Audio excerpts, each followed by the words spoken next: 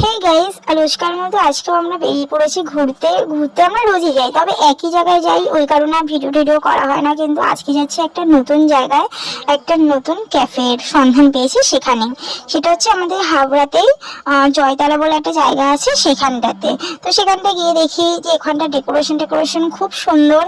আর এত সুন্দর, মানে এরকম ক্যাফে খুব একটা দেখা যায় না। অনেকটা এরিয়া নিয়ে, অনেকটা জায়গা নিয়ে ক্যাফেটা।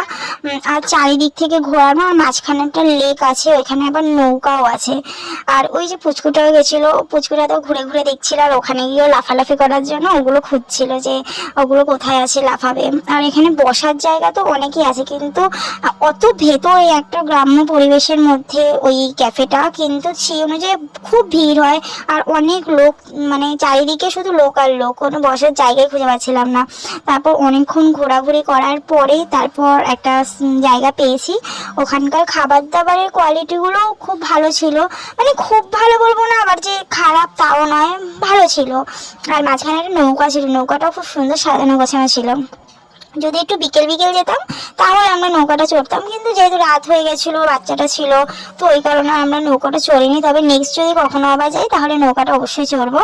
আর গেলে একটু বিকেল বিকেল দিকে যাবো, বিকেল বিকেল দিকে গেলেই ভালো লাগবে। সো মিনি ব্লগটা কেমন